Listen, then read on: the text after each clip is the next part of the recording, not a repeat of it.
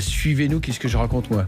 Suivez-nous, comme je dis plutôt à la fin de mes tutos sur Autotune sur YouTube. Abonnez-vous à notre podcast. Et suivez-nous sur les internets, comme disent les milléniaux. 3615 pop pop pop sur Instagram et Twitter. Ma voiture, c'était comme mon bureau. Je répondais à mes clients, je regardais mes mails, je passais ma vie sur la route et ça roulait.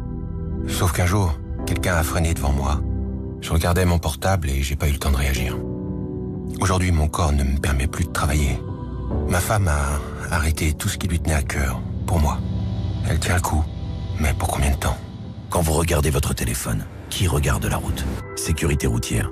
Tous touchés, tous concernés, tous responsables. Communication à caractère promotionnel. La Française des Jeux entre en bourse. Aujourd'hui, vous pouvez investir dans une entreprise performante, en croissance et utile à tous, avec environ 3,5 milliards reversés chaque année à la collectivité. Entrez dans l'histoire. Entrez dans le capital de FDJ. Devenez actionnaire jusqu'au 19 novembre. L'attention du public est attirée sur les facteurs de risque, dont le risque de perte en capital, figurant dans le prospectus approuvé par l'AMF. Disponible sur le site internet de la société et de l'AMF. Jouer avec excès comporte des risques. Appelez le 09 74 75 13 13. Appel non surtaxé. Ariodante, l'un des opéras les plus inspirés de Handel. Le mardi 26 novembre à 20h à l'Auditorium de Radio France. Une version de concert d'Ariodante servie par les plus séduisantes des voix baroques, dont Marianne Crébassa. Au pupitre, Marc Minkowski à la tête de ses musiciens du Louvre. Réservation maisondelaradio.fr. Entrée au cœur du concert. Mais qui voit jamais côté Charline Vanhoenacker. Bonjour Charline. Mais bonjour Antoine Decaute, dites-moi André Manoukian, il fait toutes les émissions sauf celle où il est chroniqueur apparemment. Il bouffe à tous les râteliers, vous savez. André, vous voulez pas rester? Si. Ouais, allez. Antoine, nous recevons Thomas Gunzig, qui est un brillant romancier belge qui publie Feel Good. Ça suffit les Belges, enfin. Mais il est formidable. Il est scénariste aussi. Et chroniqueur. Ok, c'est dans c'est tout de suite. à l'instant. Ouais. Ah oui, mais j'ai pas entendu. Si vous rendez l'antenne. Mais si les pubs sont déjà passés, bien sûr. Il est 17h, vous écoutez France Inter.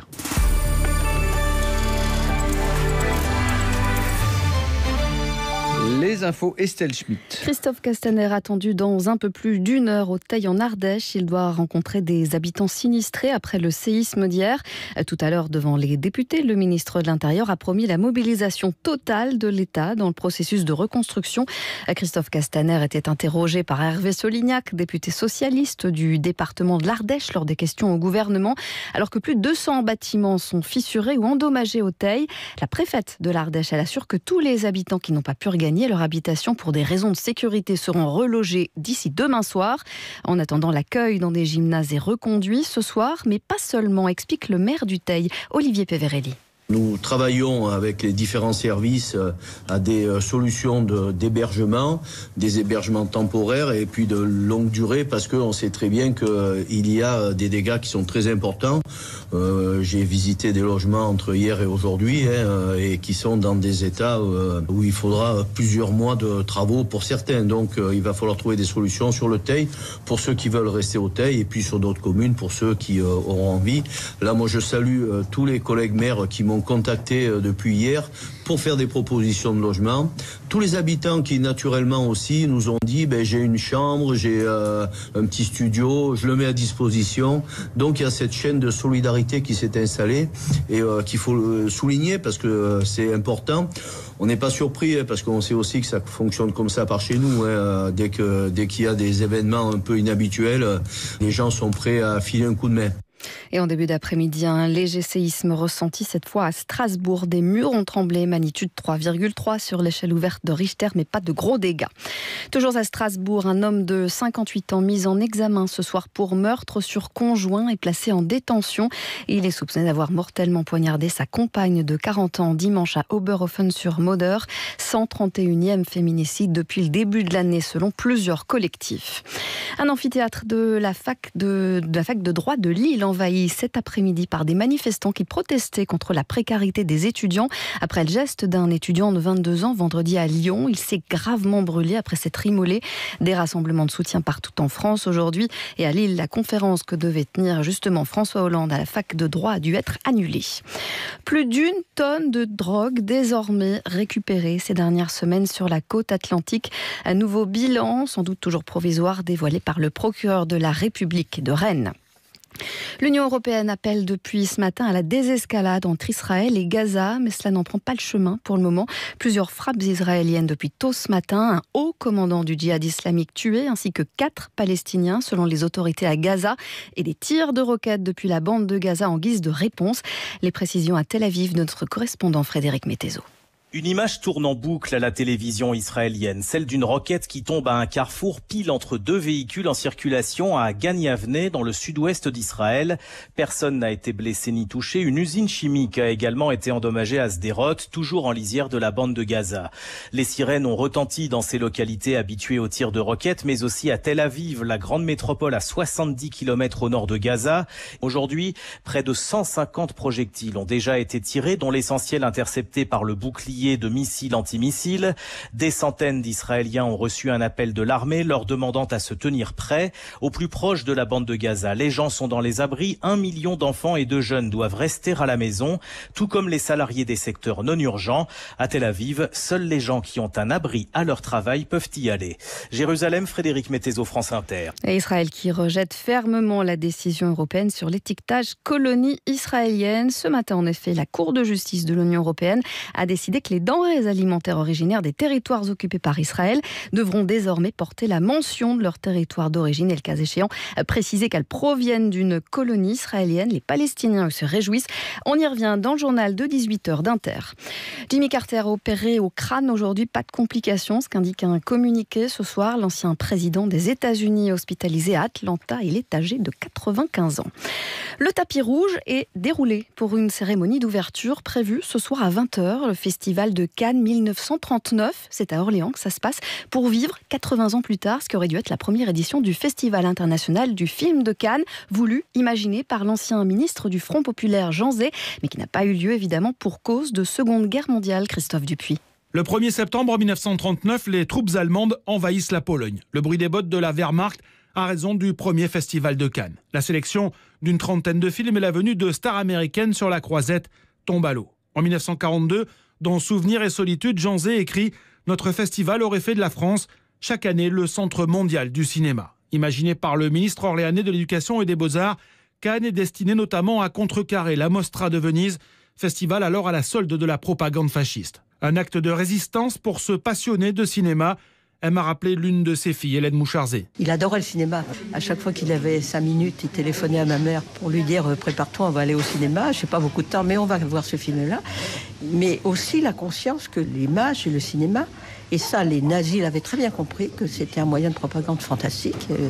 Et il fallait répondre sur le même terrain, à savoir cette bataille du cinéma, cette bataille des images. Et donc, c'est à la fois un geste artistique fort, un geste politique, un geste de résistance. Et ça a beaucoup de sens de rappeler ça. 29 des 30 films de la sélection de 1939 sont projetés cette semaine. Des films hors compétition comme L'Espoir, réalisé la même année par André Malraux, sont également à l'affiche de ce festival, présidé par le réalisateur israélien Amos Gitaï, avec en maître de cérémonie le comédien Alex Lutz. France Inter, il est 17h07. Côté club sur France Inter, 3 heures pour faire le tour complet et en live de toute la scène française d'aujourd'hui. Vendredi 21h, Laurent Goumard. Au programme, les confessions de Catherine, le retour boîte de jazz de Michel Jonas, 25 ans d'hymne de nos campagnes pour trio, philosophie de la pop avec La Féline, Pomme en résidence et côté clubbing avec Flavien Berger. Côté club. Enregistrement ce mercredi à Grande Contrôle Paris 12e, entrée libre et gratuite à partir de 19h. Votre BMW. France Inter aime Futurapolis, le rendez-vous de l'innovation organisé par Le Point. Cette année, le futur est en avance. 3 jours exceptionnels de conférences, d'expériences et de démonstrations pour s'interroger sur notre futur. Plus de 50 invités prestigieux, un lab géant rempli des dernières innovations, une soirée de networking dédiée aux professionnels et un grand concours étudiant. Futurapolis, un événement gratuit organisé par Le Point les 14, 15 et 16 novembre à Toulouse au Quai des Savoirs et au Muséum de Toulouse. Un partenariat France Inter. Votre BMW, êtes-vous prêt à la laisser entre n'importe quelle main ? Chez BMW Service, nos techniciens ont en moyenne 10 ans d'expérience dans la marque, n'interviennent que sur des BMW et ont suivi plus de 240 heures de formation spécifique. C'est dire s'ils maîtrisent la technologie de votre véhicule. Jusqu'au 30 novembre, si votre BMW a plus de 6 ans, bénéficiez de 30% de remise minimum sur les principales opérations d'entretien et de 50 € de remise pour les 1000 premiers rendez-vous en ligne. BMW Service, votre BMW est entre de bonnes mains. Offre valable dans le réseau BMW participant. Conditions sur bmw.fr. 17h08 par Jupiter. Bonsoir Charline, Juliette, Guillaume et tous les autres. Oui, bonsoir. Quel joli cœur. On va pas trop traîner parce qu'on est en retard Oui, à cause d'une pub pour BMW. Arrêtez de le dire. Mais alors on avait le choix entre une pub pour BMW ou une pub pour le film de Polanski. Ouais. Qu'est-ce qu'on préfère dans ces cas? Dans les deux cas, on n'est pas. Ça dépend quel âge vous avez, quoi. C'est vrai, voilà. Allez, merci Estelle pour les infos, c'est parti.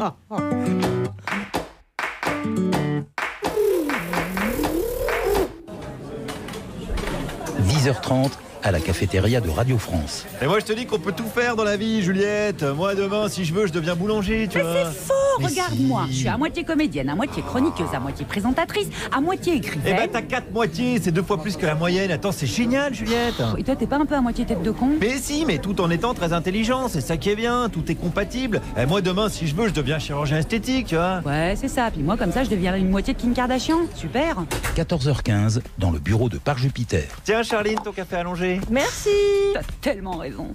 Je suis une comédienne ratée, une chroniqueuse ratée, une écrivaine ratée. Et Juliette, qu'est-ce qui t'arrive? Pourquoi tu dis ça? Bah évidemment, toi Charlie, c'est facile, tu réussis tout ce que tu touches. Mais moi, à force d'être tout le monde, je ne suis personne. Et prends exemple sur notre invité, Thomas Gunzig. Il est chroniqueur, écrivain, scénariste, homme de radio, il sait tout faire, en plus il est belge. Ben ouais, mais c'est ça que je me tue à lui dire. Hé Juliette, moi si je veux demain, je deviens styliste. Non mais le truc c'est que j'ai trop de casquettes. Mais non, c'est juste que tes horizons sont larges. Allez Juliette, on garde la confiance là. Si je peux tout, tu peux tout. Voilà, ça va mieux Juju. Bon, voilà. Alors, et Guillaume, ta chronique c'est bon là ou quoi? Ma chronique. Oh putain, ma chronique. Ah bah voilà. Merde, j'ai oublié. Putain, il me reste 3 heures. Oh, bon allez, je peux tout. Ouais Juliette, on peut tout. Enfin quand même c'est bien de se concentrer sur un seul truc des fois.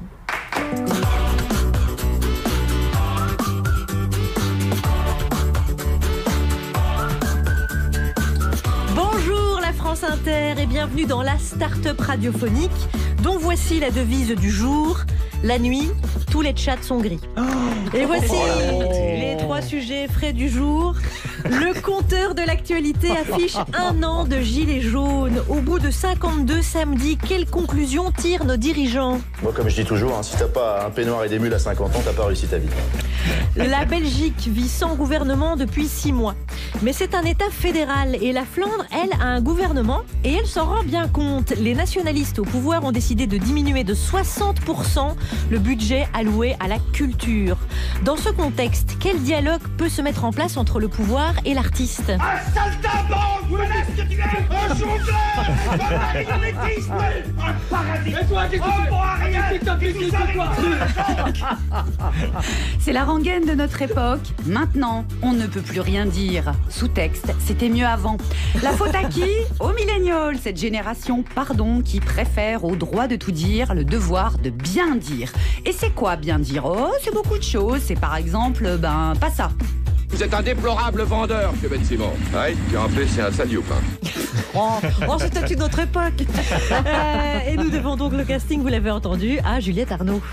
Et je vous ai réuni une belle équipe diligentée pour faire entendre les silencieux, avec d'abord celle qui sait être la voix des bêtes, car comme La Fontaine, elle sait bien que pour instruire les êtres humains, il est futé de se servir des animaux. Constance. Bonjour à tous. Alors, dans ma chronique aujourd'hui, il n'y aura pas le mot pédoncule, il y aura le mot coucougnette. Et on préfère tous. Ensuite, celui qui, comme dans la chanson de Renaud, Les Charognards, donne la parole à tous les monsieur Blancassis de Paname. Et parfois, c'est un peu fatigant pour l'espoir. Guillaume. Bonjour à tous. Eh ben oui, ça va être le cas aujourd'hui. Je vais vous parler d'art et d'humain. On parlera donc de Polanski et de son film J'accuse. Et je suis allé voir les Français. Est-ce que j'accuse qu'on m'accuse ou est-ce que je m'accuse? Voilà. On fera le tri. Enfin, les livres, et c'est bien connu, ont des tas de qualités, mais on peut pas dire qu'il soit doté de haut-parleurs. Qu'importe, avec Clara Dupont-Mono, les lettres ne seront plus jamais muettes. Merci. Bonsoir Juliette, bonsoir à tous. On va parler du livre de notre invité. Et oui, celui qui sera l'élément modificateur de notre schéma narratif. Vous êtes Moi, Thomas Gunzik. Ah, c'est lui. France Inter. Je l'ai reconnu. C'est lui. Charline Vanhoenacker, Juliette Arnaud. Par Jupiter. Bienvenue Thomas Gunzig. Ah bah merci. Vous venez de Bruxelles. Eh oui. Vous publiez I Feel Good. Non, Feel Good. I Feel Good. C'est parce que je suis tellement contente que vous soyez là. Vous vous sentez bien en même temps. Effectivement.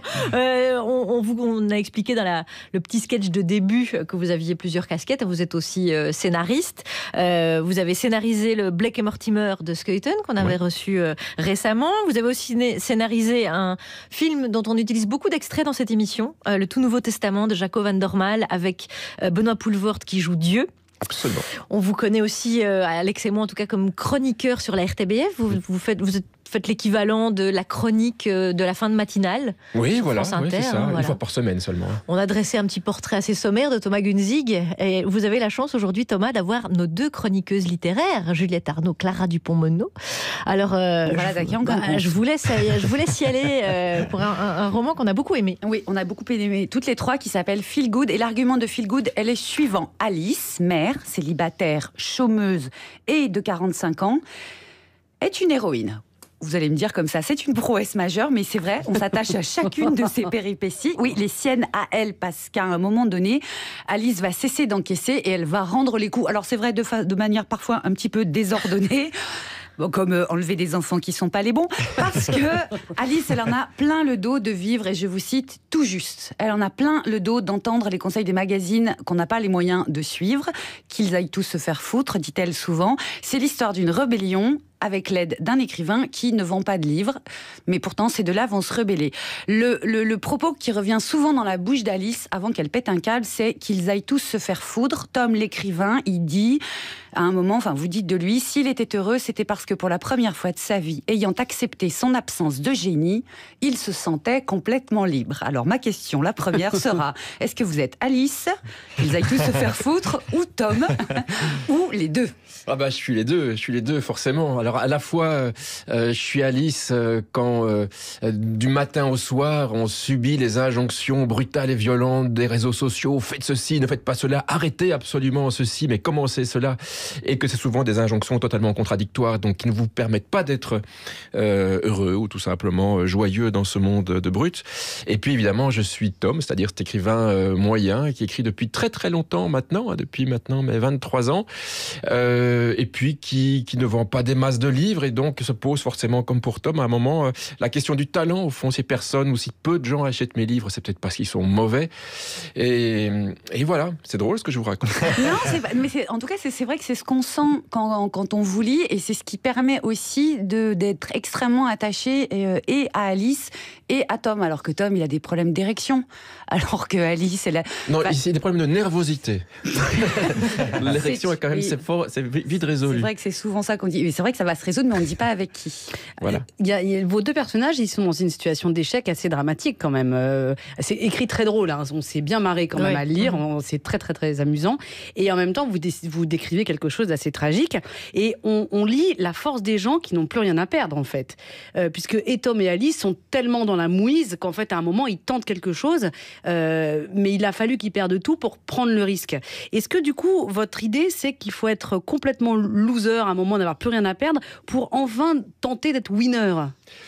Oh, j'en sais rien, mais je pense pas que ce soit des personnages qui soient si particulièrement dans la merde que ça. Par exemple, Alice, il y a beaucoup d'Alice dans le monde, quoi. Mais ça veut pas dire qu'ils sont pas dans la mouise. Quand on a 45 ans et pas de métier. C'est pas très original comme portrait de femme. Il y a beaucoup de femmes célibataires, 45 ans, qui n'ont pas de travail, un enfant, qui savent pas du tout comment faire, et qui auront beau essayer toutes les solutions légales, officielles, qu'on préconise dans les revues, justement.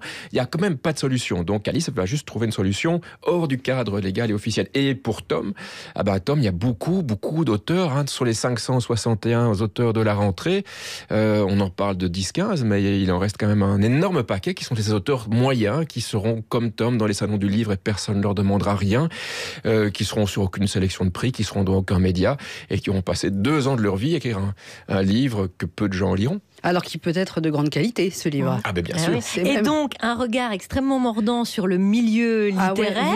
Ça arrive un petit peu plus tard dans le roman. Les filles, allez-y. Parce que vous y allez quand même au grand crin avec le milieu éditorial. L'éditeur de Tom, il est assez étrange. L'éditrice de Alice, elle est quand même... un peu effrayante. L'édition et la littérature obéissent à des lois de rentabilité, c'est ce que vous décrivez. Vous êtes ultra mordant avec ça. Et en même temps, me disait Juliette avant l'émission. Et en même temps, vous tenez à raconter votre amour, enfin par le biais de Tom, mais à raconter un vrai amour pour les livres. Par exemple, vous citez in extenso la première page de Moby Dick. Appelez-moi Ismaël. Donc, vous êtes entre les deux. Vous dites beaucoup de bien de la littérature, beaucoup de mal du monde de l'édition. Mais oui, voilà. Mais la littérature, c'est quand même une chose absolument merveilleuse et fondamentale, mais terriblement maltraitée, mal envisagée dans le monde dans lequel on est. Et puis, le monde littéraire est un monde qui est brutal, qui est à l'image de notre monde à nous, quoi. C'est un monde brutal, injuste, qui pousse au pinacle peut-être quelquefois les mauvaises personnes et qui pousse au désespoir d'autres personnes. C'est un monde terrible. Et ce cynisme, elle va bien le rendre au monde littéraire, votre héroïne. Alice. On n'en dit pas plus, 3 petits points. On va y revenir tout à l'heure parce que votre livre parle de la société aussi. On a choisi de parler d'1 an de Gilets jaunes, pas par hasard, parce que ça nous renvoie aussi à vos personnages de Feel Good, édition du Diable Vauvert. C'est Thomas Gunzig avec nous jusqu'à 18h, même si la chanson qui suit va nous transporter sur un autre fuseau horaire. 7h du matin, faut se réveiller. Oh, j'ai sommeil. Bon alors, un peu de musique pour se mettre en train. Je sais pas moi, quelque chose comme Talking about my generation. Ouais, c'est pas tout à fait ça. Je trouve plus ma brosse à dents. Quelle passée celle-là encore. La bleue est à mon père, la rouge est à ma mère. La jaune est à mon frère. Vous avez pas vu ma brosse à dents?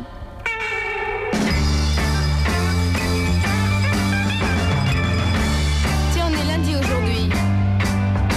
Pour demain, j'ai un devoir d'anglais. J'aimerais bien avoir Paul McCartney pour m'aider.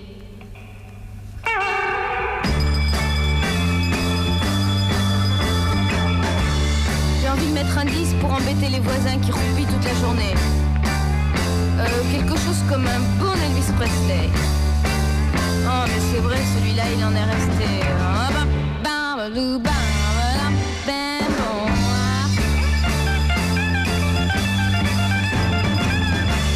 Un peu d'eau sur la figure pour me réveiller. Le dodo c'est terminé. Je suis presque prête et ça va beaucoup mieux. Je mets mon Shetland rouge ou bien mon Shetland bleu? Mon Shetland rouge? Mon Shetland bleu?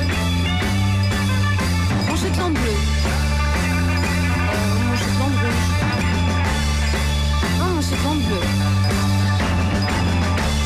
Mon Shetland bleu? Jacqueline Taïeb, 7h du matin. Jacqueline Taïeb qui chante aussi, j'adore cette chanson, Qu'est-ce qu'on se marre à la fac de lettres. Je vous conseille de le réécouter. Oui, bien sûr, j'y resterai pour quelques années peut-être, dit-elle, à 17h21 sur France Inter. Et nous recevons un écrivain, scénariste également, Thomas Gunzig, qui publie Feel Good aux éditions du Diable Vauvert. Il y a un petit peu de votre éditeur dans l'un ou dans l'autre éditeur dont vous parlez dans le livre.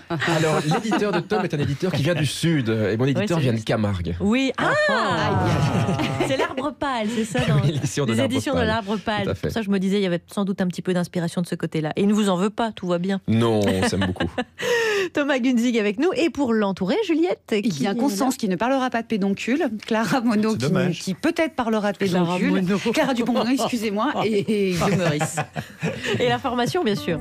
Polanski n'est pas pédophile. Sa victime, la plaignante, n'était pas une fillette, une petite fille, une enfant au moment des faits. C'est le journal de presque 17h17. Et mon cul, c'est le poulet.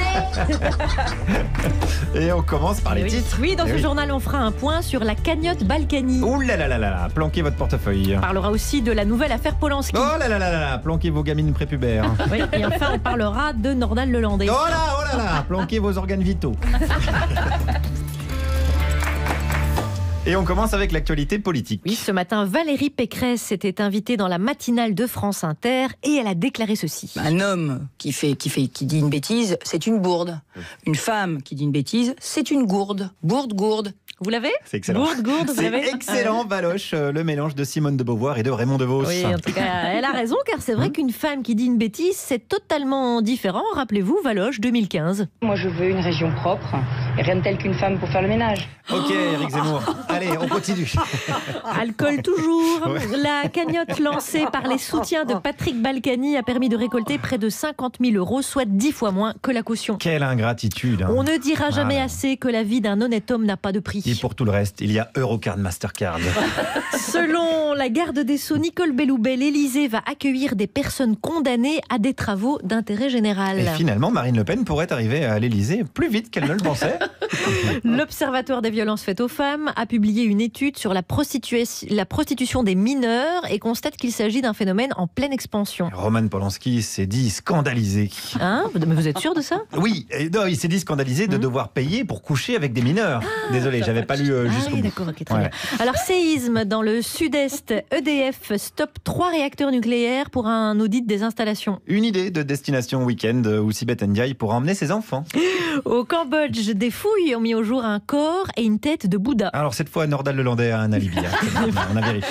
Et international encore, les entreprises japonaises interdisent à leurs employés femmes de porter des lunettes. Une belle astuce pour les empêcher de voir qu'elles gagnent bien moins que les hommes. Allez, une page science à présent, car une étude de santé publique dévoile les causes de mort de 2000 à 2016 et pointe une augmentation du nombre de cancers du cerveau. Donc à partir de début 2000, hein, c'est ça ? Ouais, c'est ça, ouais. Attendez, pile quand la pièce arrête de pleurer Pénélope, commençait à se jouer. Coïncidence ? Ah, je ne pense pas. Effectivement.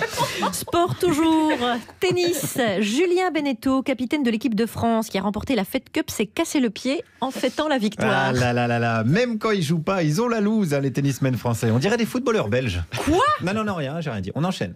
Média. Le journaliste David Pujadas animera une soirée spéciale sur LCI sur le thème Peut-on tout dire ? Attendez. Vous avez dit quoi ? Le journaliste David Pujadas... Le journaliste David Pujadas. Oui. Donc vraiment, on peut tout dire, quoi. Tout et n'importe quoi. On peut tout dire tout et n'importe quoi. Voilà. Pas la peine de regarder. Allez hop, 2 heures de gagné, les gars. Terminé, allez. On enchaîne avec une actualité insolite sur la côte atlantique. Des centaines de sachets de cocaïne retrouvés échoués sur la plage. Frédéric Becbédé a repris les cours de surf.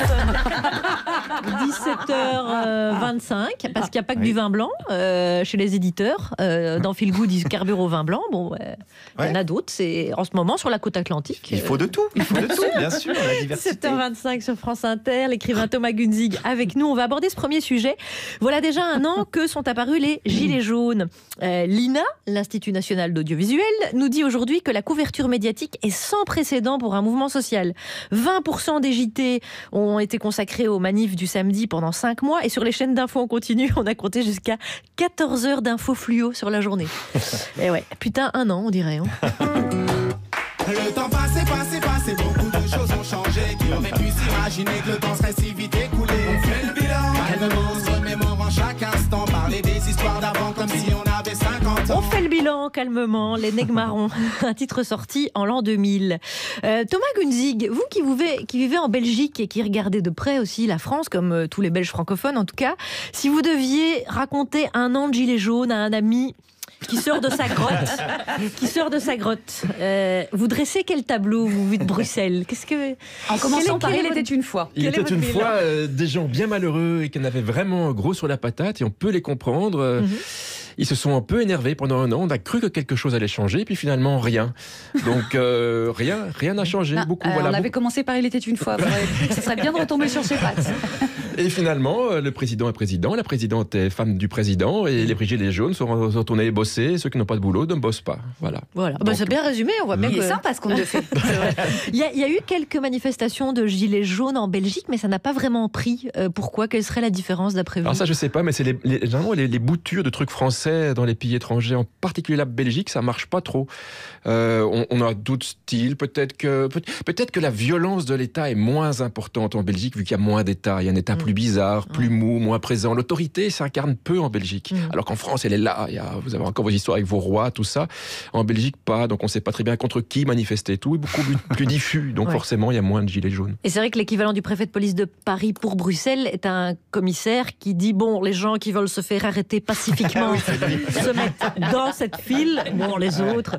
Et ceux qui étaient arrêtés ouvraient des canettes de bière. Et tout ça. C'est pas le même esprit, on va dire. C'est pas le même esprit. Donc c'est pas les mêmes manifs. Et puis le Belge est peut-être moins nerveux, quoi. Mais c'est normal, il y a un roi et une reine. Ouais, mais ils peuvent rien faire en plus, les pauvres. Thomas dit que votre personnage de Alice, l'héroïne de Feel Good, c'est une fille qui naît dans un milieu social qui est la petite classe moyenne assez fragile. Le papa est prof de gym et il meurt un peu précocement. Elle trouve un petit boulot de vendeuse de chaussures, et puis un jour les baskets se vendent beaucoup dans les centres commerciaux et ça périclite, elle est au chômage, le gars qui la met enceinte la quitte au moment où elle est enceinte, etc. On comprend bien l'engrenage et elle voit, moi c'est comme ça que je l'ai lu aussi, vous insistez beaucoup là-dessus, elle voit la vie à travers son budget et son portefeuille et ce qui lui reste comme monnaie déjà le 15 du mois, quoi. Est-ce que Alice, ça pourrait être le portrait de cette France-là en jaune fluo? Oui, dit comme ça n'a pas l'air marrant, évidemment. Non, mais c'est rigolo, parce qu'il y a c'est tragicomique comme c'est très drôle. Oui, alors, je ne sais pas si ça peut être le portrait de cette France-là. En tout cas, j'ai parlé, moi, d'une angoisse qui m'appartient, je pense, et que je partage avec beaucoup de gens, qui est l'angoisse du lendemain, de l'argent, vu que moi, je vis un peu de mes droits d'auteur, que je ne suis pas issu d'une famille riche et que je n'ai pas d'argent de côté, malheureusement. Tout ce qui rentre sort, et je me dis souvent, puis le jour où ça rentrera plus, comment je vais faire?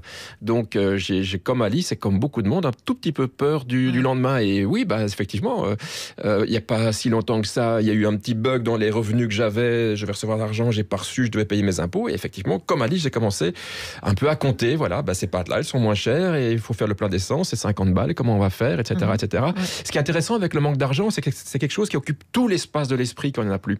Donc quand vous endormez, c'est le dernier truc auquel vous pensez. Quand vous vous réveillez, c'est le premier truc auquel vous pensez. Et toute la journée, ça vous habite. Balkany, ça l'occupe, du coup.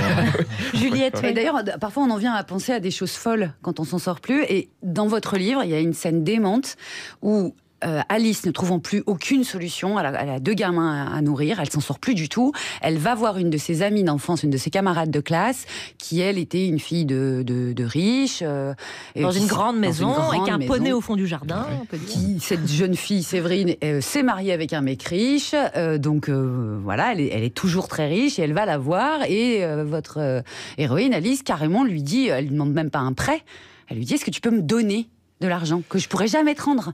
Et en fait, ça tombe sous le sens et elle se fait renvoyer dans ses 22 extrêmement avec la brutalité que peuvent avoir les riches dans ces cas-là. Et cette scène, elle est très troublante. Oui, c'est assez étrange ce que j'ai pu remarquer moi, c'est-à-dire que les gens très riches vous donneront jamais de l'argent, jamais, même pas 50 balles, sous prétexte que c'est pas bien de vous assister. Il y a cette espèce de, c'est pas un service à vous rendre, hein, il faut que tu te fasses toi-même. Et c'est quelque chose qu'on entend. Enfin, c'est un discours qui est un peu omniprésent dans le monde, hein, c'est-à-dire il faut être flexible, mobile, et c'est bien de se démerder soi-même. Dans la bouche des gens qui ont hérité. Oui, souvent, oui. Qui peuvent pas du tout. Non, mais ce qui est très intéressant avec des gens qui ont toujours eu de l'argent, c'est qu'ils n'imaginent pas une seule seconde ce que c'est de ne pas en avoir ou d'avoir des difficultés financières, tout simplement. Ce que c'est que l'angoisse, ce que c'est que Mais mieux, ils font la promotion du fait de ne pas en avoir. C'est toujours quelqu'un de très riche qui vous dit la vraie richesse, c'est un beau coucher de soleil. Voilà. La vraie richesse, c'est d'avoir le temps, mort de rire. Le gars, s'il vous dit ça, vous êtes sûr qu'il a 6 zéros sur son compte en banque. Pour les 3-4 riches qui nous écoutent, j'aimerais bien quand même qu'on puisse les garder garder dans cette émission. Non, mais c'est l'illustration de cette horrible phrase « l'argent ne fait pas le bonheur Voilà. alors que c'est pas vrai, évidemment qu'il le fait. Sinon, les gens riches, évidemment, se débarrasseraient de leur argent, ce qu'ils ne font pas. Oui, bien sûr. Oui. Et puis les 3-4 riches qui nous écoutent, si un jour on en a besoin, on aimerait bien les garder aussi. Non, Clara. mais Donc, faites attention. il y a moi comme caution. Ils resteront pour moi. Très bien. Thomas Gunzig publie Feel Good aux éditions du Diable Vauvert. Et Constance, qu'elle a le mardi. Oui. Qu'est-ce que vous allez nous raconter aujourd'hui? Demain, c'est la journée mondiale de la vasectomie. Alors, qu'est-ce que la vasectomie? Une maladie sexuellement transmissible qu'on attrape lorsqu'on a des rapports avec l'anus d'un vase? Non. Un prénom d'enfant de bobo? Non plus. Même si on a l'impression d'avoir déjà entendu les enfants, le goûter est prêt. On termine bien son porridge aux graines de chia, Anne Cyprine et Marie Vasectomie. Non, c'est une fausse route. La vasectomie est une technique de stérilisation masculine qui consiste à couper les canaux qui transportent les spermatozoïdes à partir des testicules. Quick. Ça me fait rire de dire quick sadiquement, parce que je sais qu'à chaque fois qu'on parle de vasectomie en présence d'un homme, il est possible, si on écoute attentivement, d'entendre la peau de son petit scrotum trembler de peur. Parce que autant quand on a une femme, bouffer des hormones, se faire poser du fil à barbelé dans la boîte à soupir, ou se faire déchirer puis recoudre la schneck après un accouchement, on gère, on encaisse, limite on kiffe. Mais pour un homme, les coucougnettes, les roustons, les burnes, les roupettes, les baloches, les valseuses, les grelots, les bourses, patouches, sujet sensible. Les saintes boules sont là pour distribuer la vie et répandre le précieux fluide de la virilité sur tout ce qui est fécondable ou pas d'ailleurs. On n'a jamais vu une grossesse de visage et pourtant... Ça doit être une sacrée pression d'avoir des couilles. Ça a l'air si précieux. Moi, si j'étais un homme, je serais pas capitaine parce que j'ai le mal de mer. Si j'étais un homme, j'aurais tellement peur qu'on m'annonce un jour Édouard. Oui, parce que je m'appellerais Édouard et ma femme, elle me dirait vous. Et j'aurais un château avec un poney dans le fond du parc. C'est mon imaginaire, alors je fais ce que je veux, merde. Édouard, restez calme, je vous en prie, mais sachez que les cambrioleurs ont volé vos bijoux de famille.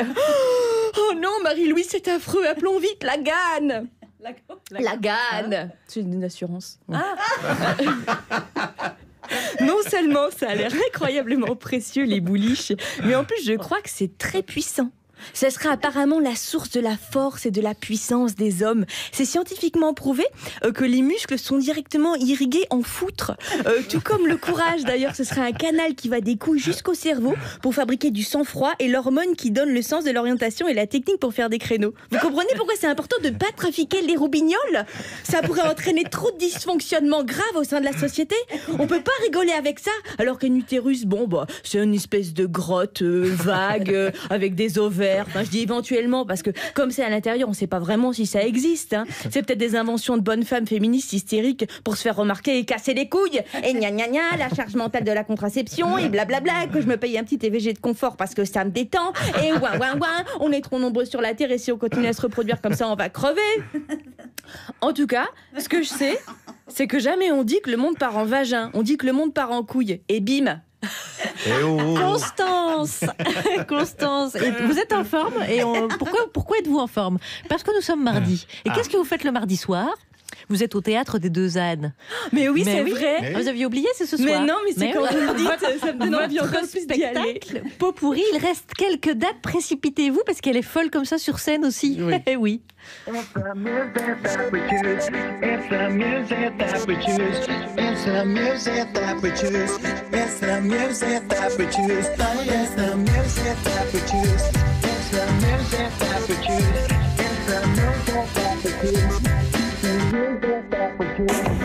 The world is spinning too fast. I'm fine that Nike shoes to keep myself tethered to the days I tried to lose. My mama said, slow down, you must make your own shoes. Stop dancing to the music. I've got gorillas in a happy mood. Keep my groove on.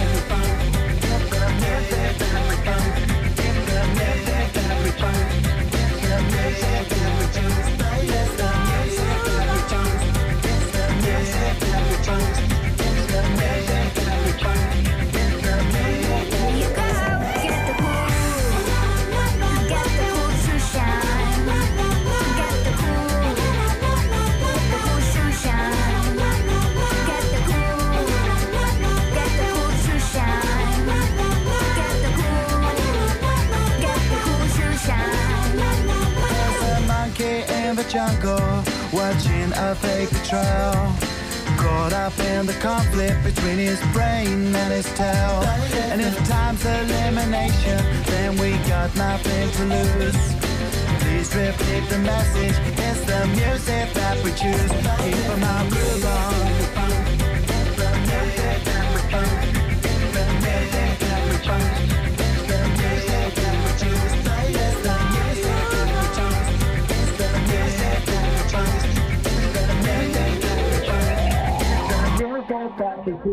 Get the cool, get the cool to shine. Get the cool to shine. Get the cool to shine. Get the cool to shine.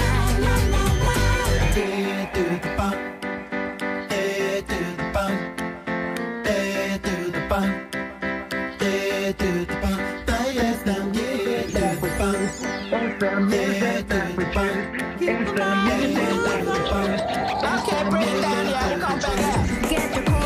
Gorillaz sur France Inter, vous écoutez Par Jupiter. L'invité, c'est Thomas Gunzig, romancier belge qui publie Feel Good, un roman qu'on a adoré, qui est paru aux éditions du Diable Vauvert, donc notez bien. Et puis Clara Dupont-Mono va nous en parler dans un instant. Frédéric Dard disait: la chasse au con était un safari sans espoir. Il a gravé cette devise sur sa tête de lit. Quel beau lancement. C'est Guillaume Meurice. Eh bien, faut-il séparer l'homme de l'artiste? On va parler de ça. Vous le sentez, le débat apaisé là? Ça vous fout en l'air tous les repas de famille, ce truc. C'est pire que Taubira, Greta Thunberg ou la syphilis de votre belle-sœur. Faut-il séparer l'homme de l'artiste? C'est une vaste question qui en appelle d'autres. Si Francis Holm avait su faire un travelling, est-ce qu'il serait en tôle ou aux Oscars? Eh ben, on est bien emmerdé, on ne sait pas aujourd'hui. Et ce sont des questions qui se posent car demain sort J'accuse, le nouveau film de Roman Polanski. Partenariat France Inter. On aime les violeurs en série, on vous en parle. C'est vrai qu'on fait des émissions citoyennes, mais si Marc Dutroux faisait de la danse contemporaine, eh ben on serait là pour le soutenir, on t'oublie pas gros.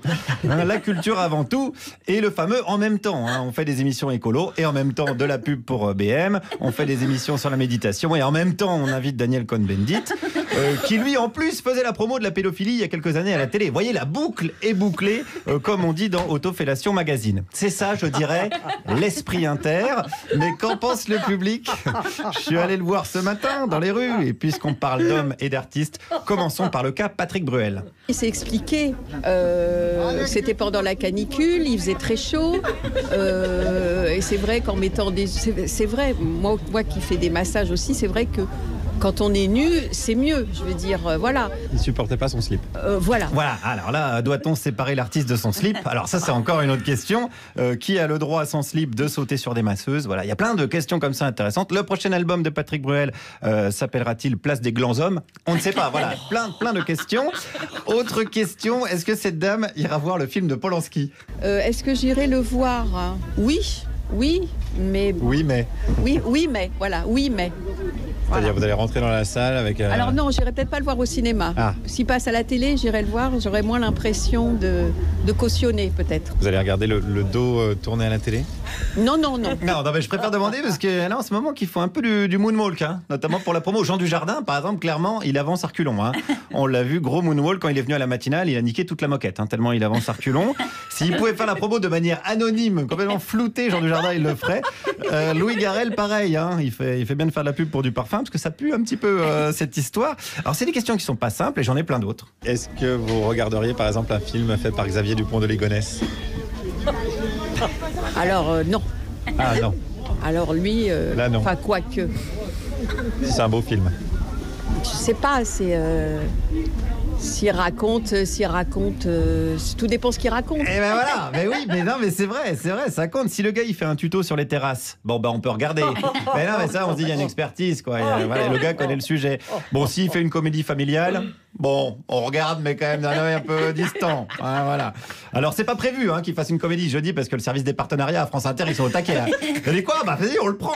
Non, calmez-vous. Allez, on continue à bien séparer l'homme de l'artiste. L'artiste n'a rien à voir dans cette affaire-là. Moi, je suis pas. L'artiste et l'homme, c'est différent pour vous? Ah oui. Par exemple, est-ce que vous iriez à une expo de peinture faite par Guy Georges?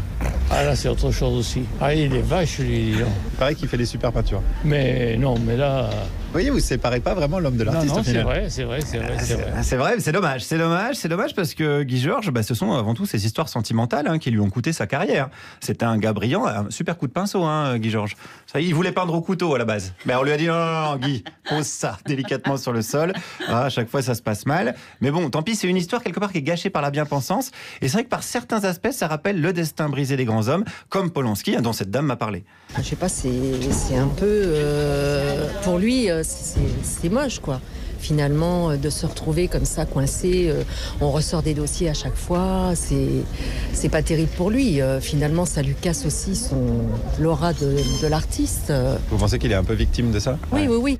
Et c'est ça le problème des personnes agressées, elles ne pensent pas à l'aura de l'artiste. Et heureusement que pour ça, il y a la police et la justice française, qui n'en ont absolument rien à foutre des témoignages des meufs, parce que voilà, sinon, il n'y aurait plus beaucoup de films, je veux dire, au cinéma. Voilà. Heureusement aussi qu'au niveau justice, il y a la prescription, qui ajoute un petit côté chat perché, je dirais assez sympa. Mais tu m'as violé ? Ouais, mais c'était il y a longtemps, chat perché. Voilà. Je dirais même plus exactement un chabit. Voilà, si je veux être tout à fait précis sur les termes. Et c'est vrai qu'on se demande bien pourquoi les filles hésitent à porter plainte. On est étonné, mais ce monsieur là, le dernier monsieur, il est également étonné par le concept même du viol. Un majeur, on est quand même plus responsable de soi-même. On accepte ou on n'accepte pas. Bah oui, mais si elles se sont fait violer, c'est qu'elles acceptent pas. Violer par force ? Ah bah violer par force, oui, j'imagine, oui. C'est encore autre chose. Parce qu'il y a du viol, pas de force ? Moi, j'en ai connu qui disent non, puis qui disent oui après. Par exemple, si je vous viole et que vous me dites non, je dois entendre que c'est oui ? Non. C'est un viol intellectuel. Ah oui, je l'ai violé intellectuellement, excusez-moi, pardon. J'espère que ça ne nuira pas à ma carrière de l'avoir violé intellectuellement. Bon, sinon, au pire, je dirais que moi aussi, je suis un artiste, que je l'ai violé physiquement quand il était gosse, et puis ça passera. J'aurai plein de complices et de soutien dans les médias. On gerbe, on vous en parle. Merci Guillaume. Je vais tout de suite recontacter la RTBF par le truchement de Thomas Gunzig, voir s'il reste éventuellement une place pour qu'on puisse finir notre carrière dignement. Merci Guillaume. Je vous en prie, c'était un plaisir en tout cas de bosser avec vous. Demain peut-être, pour votre prochain reportage, faut-il séparer l'homme de l'artiste quand il porte le voile ? Il est 17h44 sur France Inter. Thomas Gunzig est en notre compagnie. On va aborder cet autre sujet avec vous. La Belgique n'a pas de gouvernement depuis 6 mois. Normal, ce serait déstabilisant pour les Belges d'en avoir un, on est d'accord. Mais dans cet État fédéral, la Flandre, elle, a un exécutif et les Flamands l'ont bien senti quand cet exécutif a annoncé une baisse de 60% du budget alloué à la culture, aux projets culturels. Les subsides passeront en janvier de 8,5 millions d'euros à moins de 3,5 millions. Alors pour certains, il semble que cette nouvelle soit un soulagement. Mais c'est une niche. J'ai un ami belge. Je ne veux pas me moquer des Belges, surtout qu'il est flamand. Il gagne à être connu, c'est quelqu'un de formidable. Il écrit des chansons de jazz magnifiques et ça marche pas du tout. J'essaie de l'aider, de le faire connaître. Voilà, je voudrais vous chanter sa chanson la plus connue et la plus belle aussi, qui s'intitule en flamand, qui veut dire... j'en sais rien, c'est du flamand.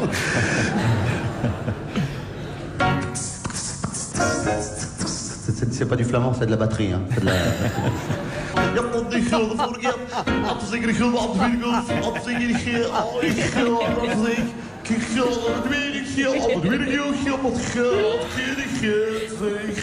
Ah bah oui, c'est du flamand. Danny Boone, un des rares Français à faire rire les Belges avec des trucs de Belges. Alors, Thomas Gunzig, racontez-nous, c'est reçu comment ? Parce qu'on voit bien que là, la Belgique est précurseur de ce qui peut se passer dans plein de pays européens. Pardon, mais la montée du nationalisme, là, chez les Flamands, c'est du concret, c'est moins 60% de budget de la culture. Est-ce que vous pouvez nous faire une petite remontée de terrain de comment c'est reçu, comment ça se passe ? En fait, ce qui est surprenant, c'est que les gens soient surpris parce que c'est quand même un peu l'extrême droite dans ses œuvres classiques, quoi. On sait très bien comment ça fonctionne. On arrive, on coupe les subsides à la culture parce qu'on estime que la culture va un petit peu, pas toujours dans le sens voulu par le nationalisme qui est prôné par nos amis de la NVA, et qui est absurde parce que la justification du truc, c'est il faut économiser de l'argent, alors qu'il est quand même prouvé par d'éminents économistes que la culture fait gagner de l'argent.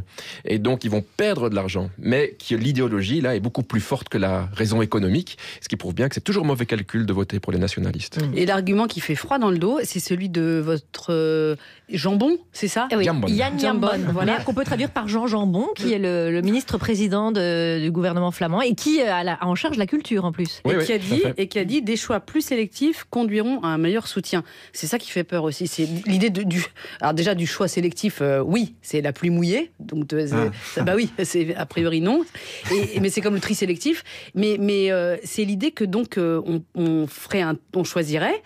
Toi tu peux, toi c'est culturel, toi c'est pas culturel, c'est épouvantable. Oui, mais c'était dans le programme donc de la NVA, qui sont ces nationalistes flamands, de défendre ce qu'ils appellent l'identité flamande, mais c'est évidemment les nationalistes qui déterminent ce que c'est que l'identité flamande. Voilà.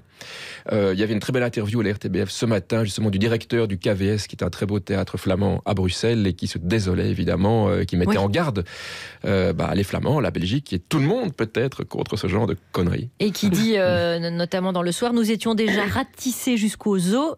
Ce qui nous reste désormais, ce sont des os brisés. Donc ça va très, très loin.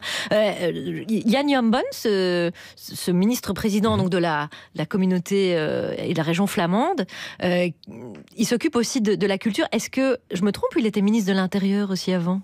Il était ministre de l'Intérieur. C'est logique. J'ai eu le bonheur de faire des billets radio en face de ce monsieur. Ah oui. Jolie balade. C'est ça, c'est un petit peu comme si Gérard Collomb ou Christophe Castaner étaient ministres de la Culture demain, quoi. C'est un grand courant d'air froid dans le studio. Mais attention, version nationaliste, parce que là, on est quand même 3 crans.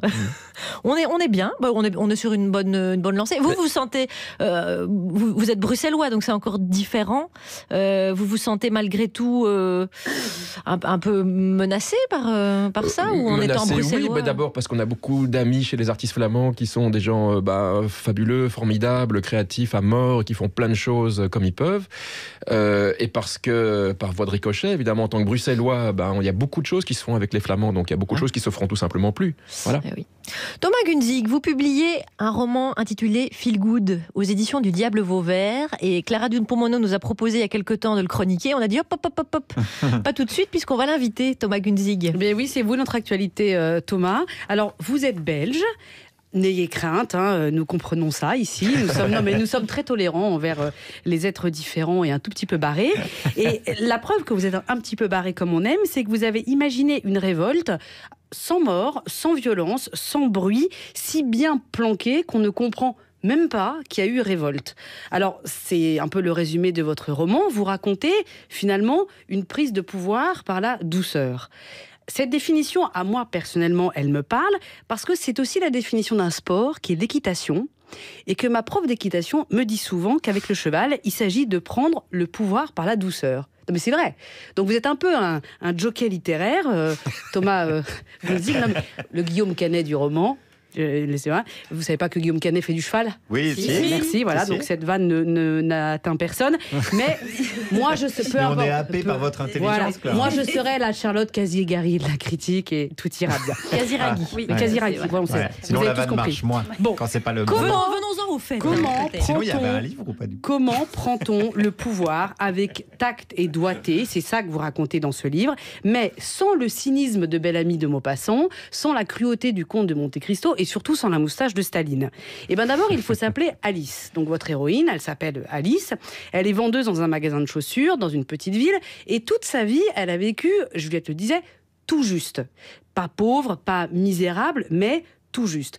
Personnellement, j'aime beaucoup cette notion de tout juste parce qu'elle est très pratique, elle va avec tout. Vous avez des coupes de cheveux tout juste, vous avez des intelligences tout juste, vous avez des copulations tout juste aussi, vous avez des tas de choses tout juste. Et Alice, elle a des finances tout juste. Et le jour où son magasin de chaussures ferme, alors là, c'est plus tout juste, c'est juste cata, 45 ans, un petit garçon, pas de boulot, équation anxiogène.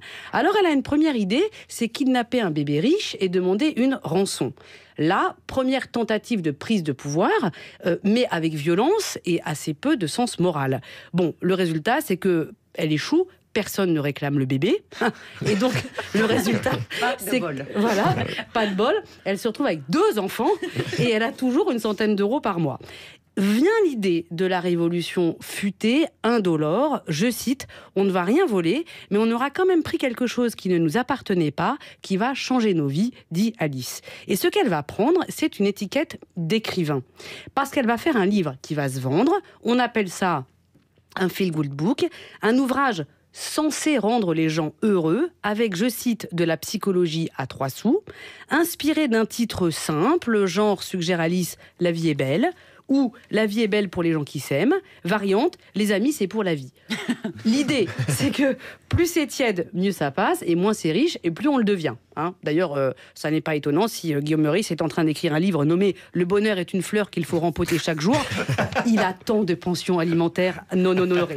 Alors, moi, ce que je trouve intéressant dans votre livre, c'est qu'en matière de coup d'État ouaté, la révolte d'Alice, c'est pas celle de l'homme révolté de Albert Camus, qui cherche du sens contre l'idée de l'absurde qu'est la vie. C'est une sorte de dissidence cérébrale.